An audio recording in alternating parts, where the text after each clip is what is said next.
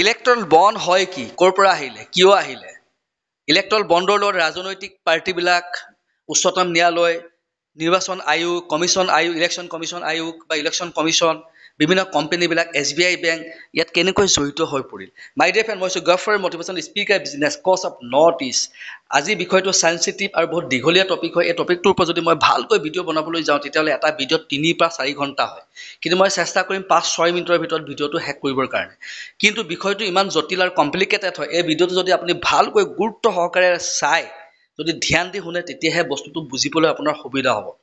কেতিয়াবা কোনো সময় বা ছিটুৱেশ্যন আহে, সেই ছিটুৱেশ্যনৰ সময়ত কিছুমান বিষয় উত্থাপিত হয়, আৰু সেই ছিটুৱেশ্যনটোৰ সময়ত সেই বিষয়টো জানি লোৱাটো হৈছে বুদ্ধিমতাৰ কাম। এতিয়া প্ৰথম কথাটো হৈছে, মই কমচে কম 35-40-45জনমান মানুহৰ লগত কথা পাতিলোঁ, মেছেজৰ মাধ্যমেৰে, ফোনৰ মাধ্যমেৰে বহুতো সুধিলোঁ যে ইলেক্ট্ৰল বণ্ড কি হয়, ইয়াৰ বিষয়ে আপোনাৰ কি নলেজ আছে। বহুত মানুহৰ ইয়াত ইনকমপ্লিট নলেজ আছে, বহুতে ভালকৈ ক'বই নোৱাৰে, বহুতে হয়তো কোনোবাই যিমান পাৰে যেনেকৈ যি পাৰে কৈছে। এতিয়া কথাটো হৈছে কি, হয়তো বহুত এনেকুৱা মানুহ আছে বহুতে ইলেক্ট্ৰল বণ্ডৰ বিষয়ে নাজানে, একেবাৰেই নাজানে, কোনোবাই নতুনকৈ শুনিছে, আৰু যিসকলে আগৰ পৰাই শুনিছে তেওঁলোকৰ এই ক্ষেত্ৰত প্ৰপাৰ নলেজ, সাম্যক জ্ঞান নাই, গতিকে আমি জনাটো উচিত। প্ৰথম কথাটো হৈছে, আমি প্ৰত্যেকজন ব্যক্তিয়ে, ভাৰতীয় নাগৰিক হিচাপে আমি আৰ্থ সামাজিক আৰু ৰাজনৈতিক দেশত আমি সচেতন হোৱাটো বহুত দৰকাৰ। আমি ৰাজনৈতিক হিচাপে আমি কনচিয়াছ হ'ব লাগিব। আমাৰ দেশত কি চলি আছে, কি ঘটি আছে, কি হ'বলৈ গৈ আছে, গোটেইখিনি বস্তু আমি জনাটো দৰকাৰ। ইমানখিনি আমি চকু কাণ খোলা ৰাখিব লাগিব। আৰু এইখিনি অধিকাৰ, এইখিনি ৰাইট, এইখিনি স্বাধীনতা আমাক ভাৰতীয় সংবিধানৰ 19 নং অনুচ্ছেদত উল্লেখ আছে। আৰ্টিকুল 19ৰ মতে আমি আমাৰ দেশখনত বিভিন্ন তথ্য পাতি সম্পৰ্কে জনাৰ অধিকাৰ আছে। আমি নিজৰ মতামত, নিজৰ মনোভাৱ প্ৰকাশ কৰাৰ, ব্যক্ত কৰাৰ স্বাধীনতা আছে, আমাৰ অধিকাৰ আছে। এই স্বাধীনতা আৰু অধিকাৰ কোনেও কাঢ়িব নোৱাৰে, কোনেও আমাক ৰখাব নোৱাৰে। আপুনি যিকোনো এখন চৰকাৰৰ বিষয়ে তেওঁৰ ছাপৰ্টত বা তেওঁৰ এগেইনষ্টত যদি আপুনি বেয়া দেখিছে, তেতিয়াহ'লে আপুনি তাৰ বেয়া গুণখিনি বা বেয়া দুখখিনি আপুনি প্ৰকাশ কৰিব পাৰে। এইটো হৈছে আপোনাৰ সাংবিধানিক অধিকাৰ, কোনোৱে ইয়াত আপোনাক বাধা দিব নোৱাৰে।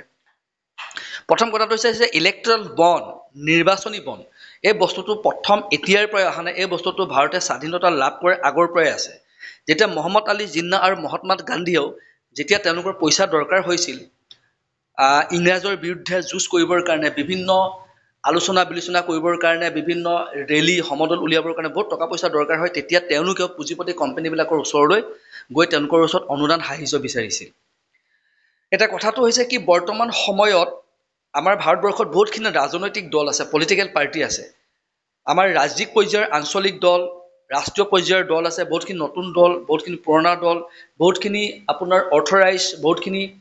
আপোনাৰ ৰেজিষ্টাৰ্ড ৰাজনৈতিক দল, কিছুমান আনৰেজিষ্টাৰ্ড ৰাজনৈতিক দল, বহুতখিনি ৰাজনৈতিক দল আছে। এতিয়া কথাটো হৈছে যে সময়ে সময়ে আমাৰ ভাৰতবৰ্ষত বহুতকেইটা স্তৰত, বহুতকেইটা পৰ্যায়ত আমাৰ নিৰ্বাচন অনুষ্ঠিত হয়, ৰাইট? আমাৰ মিউনিচিপালিটি ইলেকশ্যন হয়, তাৰপিছত হৈ গ'ল পঞ্চায়ত ইলেকশ্যন হয়, MLA ইলেকশ্যন হয়, MP ইলেকশ্যন হয়। আপুনি যদি চাই MLA ইলেকশ্যন পাতিবৰ কাৰণে 40-50 লাখ টকা খৰচা হৈ যায়।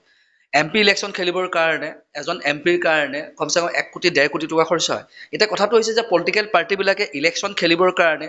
বিভিন্ন নিৰ্বাচনী বিভিন্ন কাৰ্যকলাপ থাকে, যেনেকৈ ৰেলী ওলোৱা, সমদল ওলোৱা, অফিচ পতা, নিৰ্বাচনী ইস্তাহাৰ প্ৰকাশ কৰা, টেম্পলেট, বেনাৰ, হোৰ্ডিং, ঠিক আছে,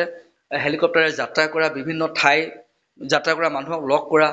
ঠিক আছে। এইবিলাক কৰোঁতে কি হয়, বহুত টকা পইচা লাগে। গতিকে এই টকা পইচাবিলাক পলিটিকেল পাৰ্টিবিলাকৰতো নিজৰ ঘৰৰ পইচা নাথাকে, পলিটিকেল পাৰ্টিবিলাকৰতো নিজস্ব কোনোবা কোম্পানী চলাই থকা নাই, বহুত বোলে লাভ কৰি আছে, প্ৰফিট কৰি আছে, সেই তাৰ পৰাই তেওঁলোকে টকা পইচা খৰচা কৰে।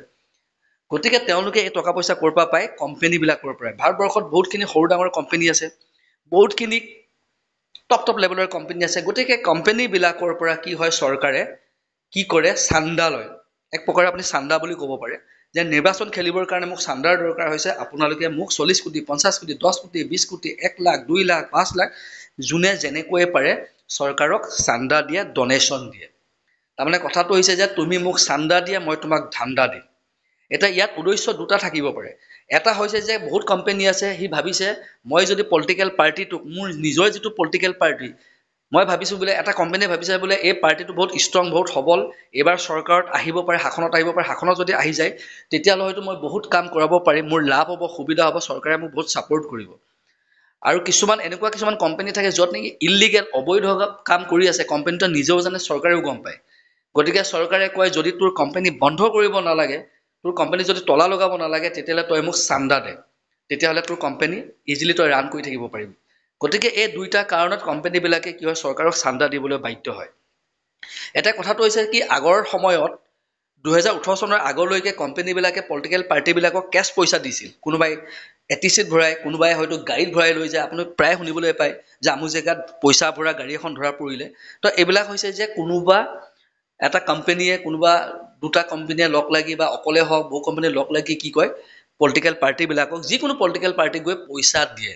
গতিকে এই বস্তুটো 2018 চনত কি কৰিলে ইয়াক অকণমান অৰ্গেনাইজ কৰি দিলে কৰি ক'লে যে কোনো কোম্পানীয়ে ডাইৰেক্টলি গৈ কেছ পইচা কোনো পলিটিকেল পাৰ্টিক দিব নোৱাৰিব ঠিক আছে যদি পইচা দিবলৈ হয় তেতিয়াহ'লে এটা বেংক নিৰ্ধাৰণ কৰি দিয়া হৈছে এইটো হৈছে SBI বেংকত তেওঁলোকে পইচা জমা দিব আৰু তাৰ পৰা এখন ৰিচিপ্ট ল'ব ঠিক আছে কোনোবা এটা কোম্পানীয়ে সেই বেংকটোত গৈ পইচা জমা কৰিলে জমা কৰাৰ পিছত তাৰ পৰা এখন ৰিচিপ্ট ল'ব সেই ৰিচিপ্টখনে হৈছে ইলেক্ট্ৰেল বণ্ড আৰু সেই ইলেক্ট্ৰেল বণ্ডখন লৈ কি কৰিব সেই কোম্পানীটোৱে যিটো পাৰ্টিক দিম বুলি ভাবিছে তাত গৈ পাৰ্টিক জমা দিব তাৰপিছত সেই ৰাজনৈতিক পাৰ্টিটোৱে পলিটিকেল পাৰ্টিটোৱে বণ্ডখন পোৱাৰ পাছত 10 দিন সময় থাকে 10 দিনৰ ভিতৰতে গৈ বেংকত জমা কৰি তাৰ পৰা পইচা লৈ আহে ঠিক আছে 2018 চনৰ পৰা 2022 চনলৈকে কমসে কম 9-10 হাজাৰ কোটি টকা কোম্পানীবিলাকৰ পৰা গোটেই ৰাজনৈতিক পাৰ্টিবিলাকে সব ৰাজনৈতিক দল জড়িত হৈছে ইয়াত এটা কোনো ৰাজনৈতিক দলৰ কথা আমি ক'ব নোৱাৰো যিমান ৰাজনৈতিক দল আছে যিমান পলিটিকেল পাৰ্টি আছে সবে সেই কোম্পানীৰ পৰা কালেকশ্যন হোৱা পইচা কি হয় তেওঁলোকে ভাগ কৰি লয় কিন্তু ইয়াত এটা কথা হৈছে কি যিটো ৰুলিঙত বা শাসনত থাকে শাসনত থকা দলটো অৱশ্যে বেছিকৈ চান্দা পায় এটা জানিব পৰা মতে আমাৰ বিজেপি গভৰ্ণমেণ্টে শাসনত আছে অকলে 5,000 কোটি টকা অকলে চান্দা কালেকশ্যন পাইছে আৰু বাকীখিনিৰ মাজত ভাগ হৈছে যদি কংগ্ৰেছ থাকে কংগ্ৰেছে বেছি পাব আম আদমি পাৰ্টি যদি চৰকাৰত থাকে আম আদমিও বেছিকৈ পাব গতিকে এইটো যিটো চৰকাৰ শাসনত থাকিব সি বেছিকৈ পইচা পায় 50% পইচা ডনেশ্যন অকলে পাই যায় ঠিক আছে তো এইটো হৈছে নিৰ্বাচনী বণ্ড এইটো কৰাৰ কাৰণ হৈছে যাতে ব্লেক মানি সৰবৰাহ নহয় আৰু ইনকাম টেক্সৰ পৰা কি হয় যাতে বাচিবৰ কাৰণে ইনকাম টেক্সৰ পৰা যাতে কোনো ধোকা দিব নোৱাৰে সম্পূৰ্ণ তথ্য পাতি যাতে আমাৰ নিৰ্বাচন আয়োগৰ হাতত থাকে তাৰ কাৰণে এই ব্যৱস্থাটো কৰা হৈছে ঠিক আছে এতিয়া হাতে হাতে কোনো পইচা দিব নোৱাৰে কোনোবা এজন ব্যক্তিয়ে কোনোবা এটা পলিটিকেল পাৰ্টিক পইচা দিব পাৰিব কেছ পইচা মাত্ৰ 2000 টকা তাতকৈ যদি অধিক হৈ যায় তেতিয়াহ'লে তেওঁ কি কৰিব লাগিব বেংকৰ মাধ্যমেৰে দিব লাগিব এটা কথাটো হৈছে যে যদি এইটো প্ৰচেষ্টা এইটো সিস্টেম যদি আগৰ পৰা চলি আহিছে তেতিয়াহ'লে উচ্চতম ন্যায়ালয়ে সুপ্ৰিম কোৰ্টে ইয়াক অসাংবিধানিক বুলি কিয় ঘোষণা কৰিলে আনকনষ্টিটিউচনেল বুলি কিয় ঘোষণা কৰিলে ইয়াত কাৰণ আছে প্ৰথম কথাটো হৈছে যে কোন কোম্পানীয়ে কোন পলিটিকেল পাৰ্টিক কিমান পইচা দিছে সেই বস্তুখিনি আমাৰ SBI বেংকতে সীমাবদ্ধ হৈ আছে ঠিক আছে উচ্চতম ন্যায়ালয়ে কৈছে যে ভাৰতীয় সংবিধানৰ 19 নং অনুচ্ছেদত 1A উল্লেখ আছে যে ভাৰতৰ প্ৰত্যেকজন নাগৰিকে চৰকাৰখনে ক'ৰ পৰা কিমান পইচা পাইছে ক'ত কিমান খৰচা কৰিছে কি কাম কৰিছে প্ৰত্যেকটো বস্তু জানিব লাগে গম পাব লাগে গতিকে মনে মনে লুকাই থোৱা এই বিষয়টো বা ব্যৱস্থাটো আমাৰ ভাৰতীয় সংবিধানৰ 19 নং অনুচ্ছেদক ই কৈছে ভায়োলেট কৰিছে আমি ভাৰতীয় নাগৰিক হিচাপে আমি কি জানিব নালাগে জানো কোন কোম্পানীয়ে কিমান কোটি টকা কোন পলিটিকেল পাৰ্টিক দিলে কোনে কিমান পালে এইখিনি বস্তু আমি গম পাব লাগে এইখিনি সদৰি কৰিব লাগে গতিকে সেই বস্তুখিনি তথ্য পাতিখিনি SBI বেংকতে সীমাবদ্ধ হৈ আছিল যিটো নেকি উচ্চতম ন্যায়ালয়ে ক'লে যে আপুনি এটা সময়সীমা বান্ধিলে এই সময়সীমাৰ ভিতৰতে গোটেই তথ্য পাতি লিষ্ট আপোনালোকে ৰাজহুৱা কৰক প্ৰকাশ কৰক ভাৰতৰ প্ৰত্যেকজন নাগৰিকে জনাটো অধিকাৰ আছে তো মাই ডিয়াৰ ফ্ৰেণ্ড এইটোৱে হৈছে ইলেক্ট্ৰেল বণ্ড নিৰ্বাচনী বণ্ড হয় নিৰ্বাচন খেলিবৰ কাৰণে যি টকা পইচা দৰকাৰ হয় পলিটিকেল পাৰ্টিবিলাকে কি হয় কোম্পানীবিলাকৰ পৰা ডনেশ্যন লয় এক প্ৰকাৰ চান্দা লয় আৰু সেই চান্দাটোকে ইলেক্ট্ৰেল বণ্ড বুলি কোৱা হয় ডাইৰেক্টলি তেওঁ পলিটিকেল পাৰ্টিক হাতে হাতে কেছ পইচা দিব নোৱাৰিব ইয়াৰ কাৰণে SBI বেংকত জমা দিব লাগিব তাৰ পৰা এখন ৰিচিপ্ট পাব আৰু ৰিচিপ্টখন লৈ সেই কোম্পানীটোৱে সেই পলিটিকেল পাৰ্টিটোক দি থৈ আহিব আৰু পলিটিকেল পাৰ্টিয়ে সেই ৰিচিপ্টখন লৈ 10 দিনৰ ভিতৰতে তাত জমা কৰি তাৰ পৰা সেই পইচা ৰিলিজ কৰি আনি নিজৰ নিৰ্বাচনী কাৰ্যত প্ৰকাশ বা ইউজ কৰে বা ইউটিলাইজ কৰে হপ যদি আপুনি ভিডিওটো বুজি পাইছে বা ভাল উপযোগী বুলি ভাবিছে তেতিয়া ভিডিওটো লাইক কমেন্ট শ্বেয়াৰ ফলো কৰিব আৰু আগলৈ শ্বেয়াৰ কৰি দিব লগ পাম পুনৰ এটা ভিডিওত জয় হিন্দ জয় অসম